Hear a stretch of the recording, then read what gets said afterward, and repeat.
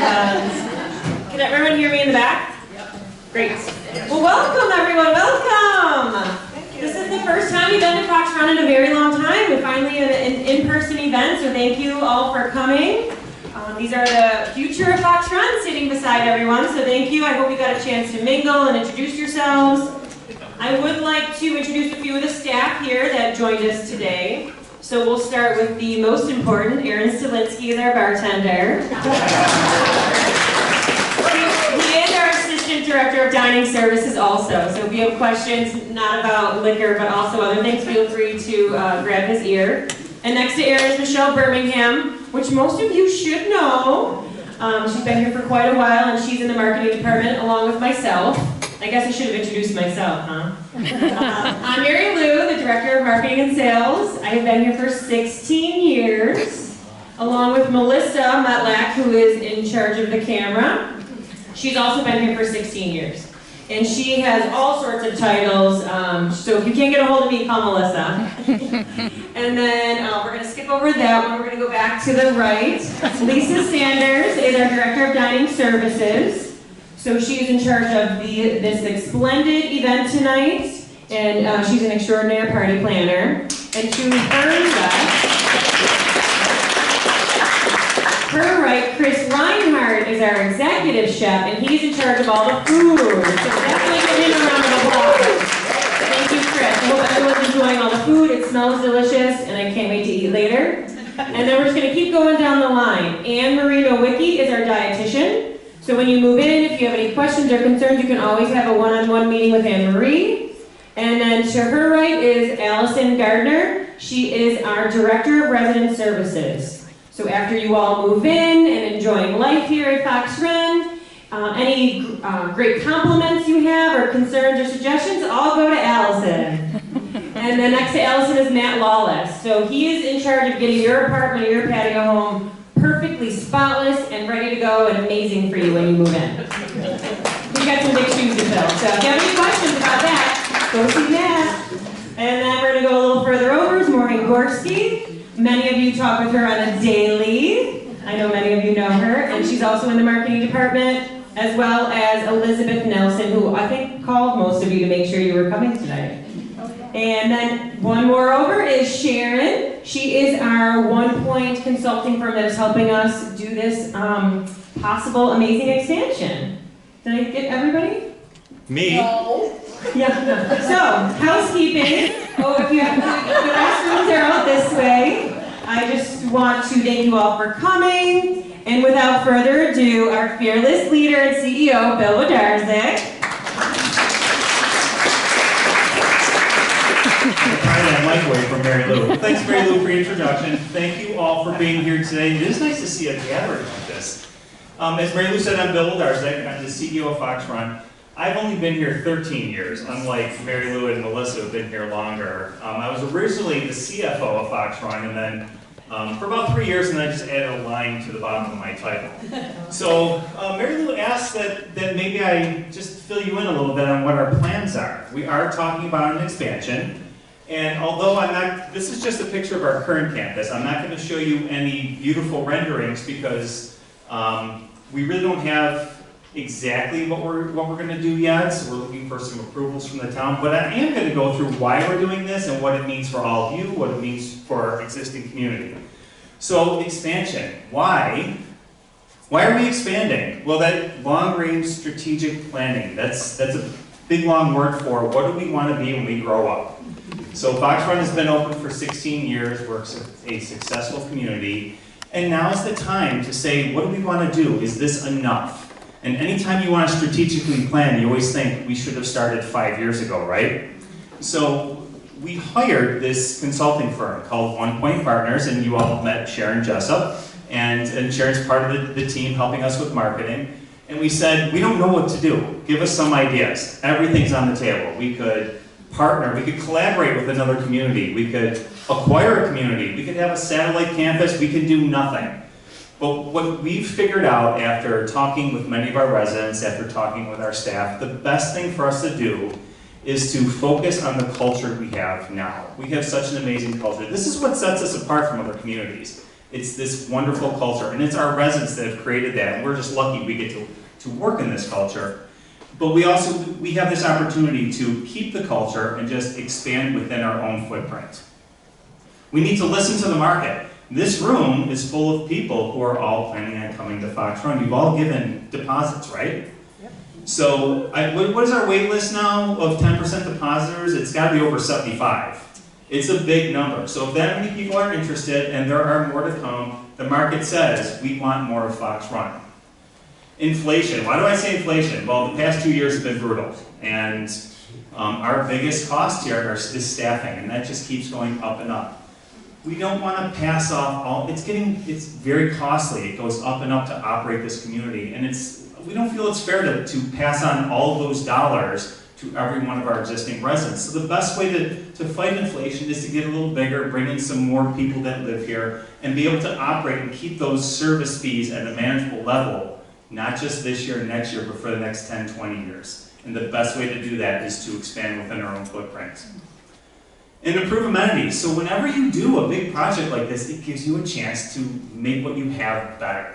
Now we think what we have is pretty good already, and I'll get into some of that stuff, but this gives us an opportunity to take some of those dollars so we have to borrow money to build this, to expand. So we're also going to use part of that to enhance some of the things that we have here now, and I'll get into those in a second. So how are we expanding?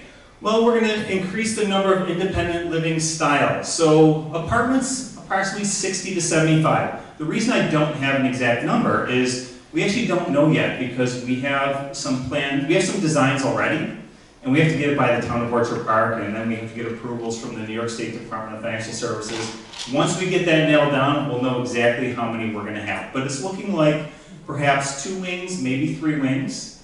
60 apartments, maybe more, and then patio homes, or some call cottages. We're going to increase by 4 buildings, which would be 8 units total.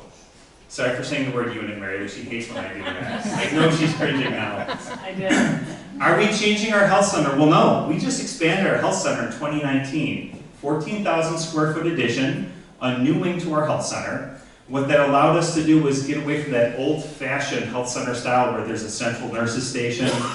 Now we have 4 very separate, distinct neighborhoods, each with their own servery, each with their own kitchen, seating areas, and each with their own nurses station. That allows us to operate differently and make it more of a homey feel. But it also allowed us to add more beds that we can accommodate an expansion down the road. So we kind of planned early for this. And of course, renovations to the commons. We want to add new amenities, and we want to improve and expand what we currently have. A few specifics. So independent living apartment styles. So we're going to keep our what we have now. So many of you have already taken tours, and you've seen some apartments already, I suspect. So we're going to keep those styles, but we've had the opportunity to really kind of keep in mind what our current residents, our current community members are saying, what our past community members said. Boy, I wish the washer and dryer were over there. I wish the den was bigger. I wish the closet was smaller. We're able to take those thoughts. Wait, what did I say wrong? Bigger closets? Is that what you want? Okay. So you're going to move into a really big closet with a bed. That's a new style we're adding. But no, we're gonna have similar unit styles, similar apartment styles. Sorry, Mary Lou. And we're going to focus on some of those larger, more popular apartments where there's already a longer wait list. But again, we're listening to the voices of our community members to say, I wish you did that differently, and we're going to apply those changes. And of course, the patio homes are going to be the same thing, same concept. It's going to be similar to what we have, but again, with those little adjustments here and there. This is where it's going to be a lot of fun, the common area. So when you walk in, you have this beautiful commons. Well, we're going to turn it on its ear a little bit and change some things. So what does our current community want that's a little different? But what is the next generation? You are all the next generation. What are you looking for? What we're finding out is a focus on wellness and gathering space.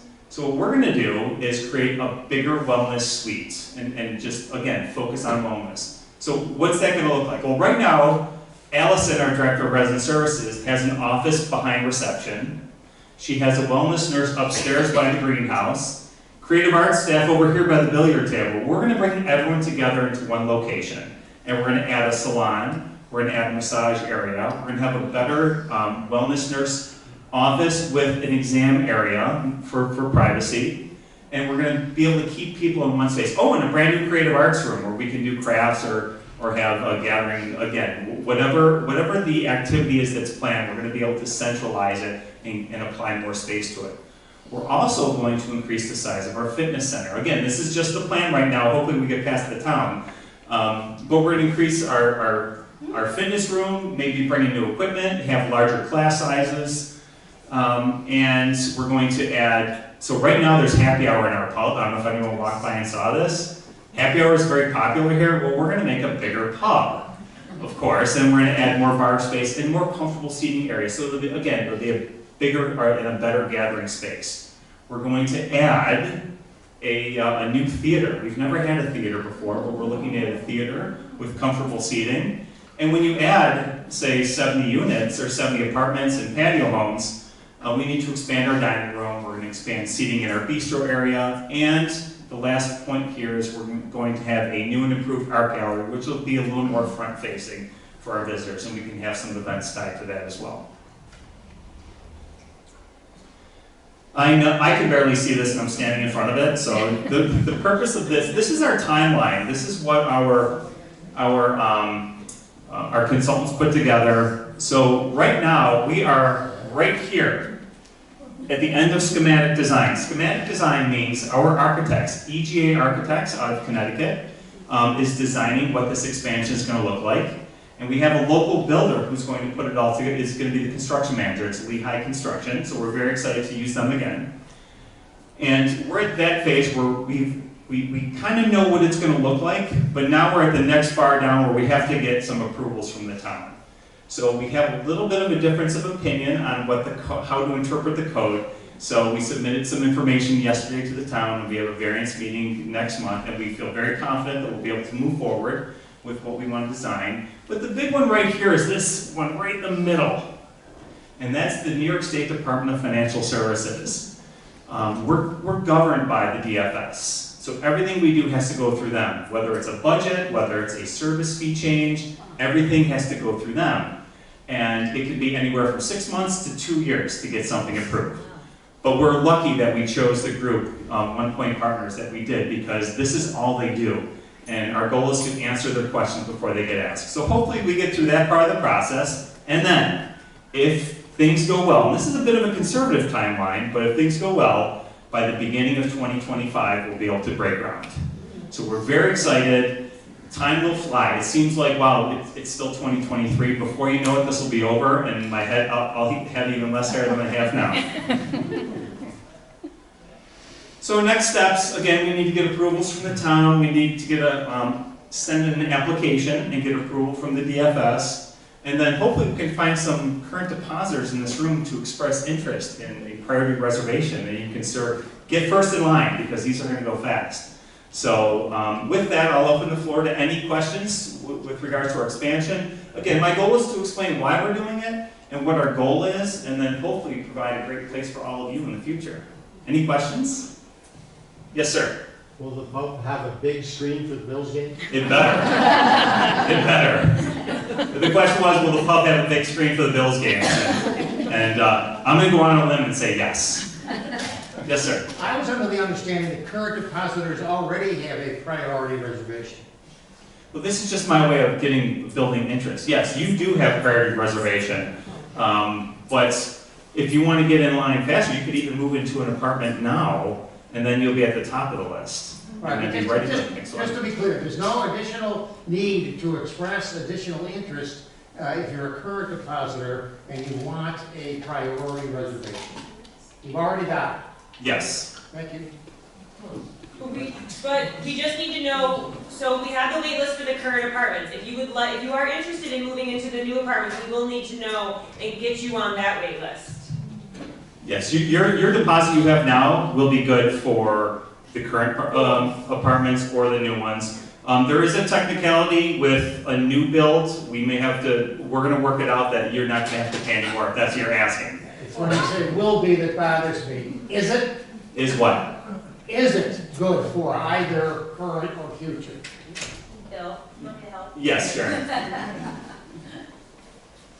So, because the expansion is going to technically be a different contract, your current waitlist deposit, as Bill said, applies to the current inventory here. If you express interest in the expansion, you will sign a separate agreement, and they are actually based on order. So it's an ordered list, like in a deli, you know, number 1, number 2, number 3. So you won't have to pay any more money, but you will need to express interest in that expansion when we are ready with those agreements to do so. Okay, let's call it the current depositors then on list 1 and the to-be-built units on list 2. Great. Does list 2 exist? Not yet. Okay, who's gonna get the first crack at list 2? The room full of people right here. People who are on list 1. That's why you were up here telling you about Yes, it. exactly. And I was answering your question from a financial perspective. Yeah. I thought you were asking, do you have to pay more money? And the answer is no. No. But you will have to express interest. So you'll be in on the new list 1 and list 2. You can be on both. Okay. Does that detract from your being on list 1 in any way? No. you No. won't. Basically, you're on Two 2 lists. separate Yeah, you're on 2 lists. lists. Yeah. And so if you're on list 1 and list 2, Right. and an apartment that comes available in the current community that you want to move into, go for it, and it will just take you off the list for 2. If you get offered a unit in the first group that's currently there, and you're in there, do you get any preferential treatment in terms of transferring over to the new unit when they're built? This group of people will find out when that list is ready to go first, and so Mary Lou and her team will reach out to you in whatever way you typically communicate to say, we're ready with that list, here's the paperwork, it's like a 2-page agreement, you'll sign it, and you're on.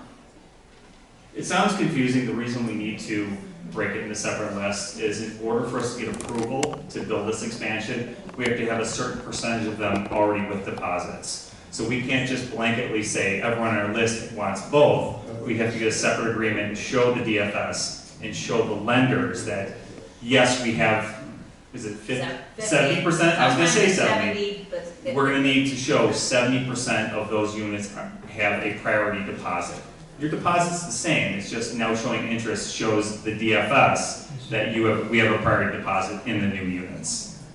One more question on the list. Yes, If you're number 4 on the list right now, and it's time to put your name on the other list, and somebody who's number 5 said, I want to be on there before you say, I want to be on there, do they go ahead of you, or are you still number 4?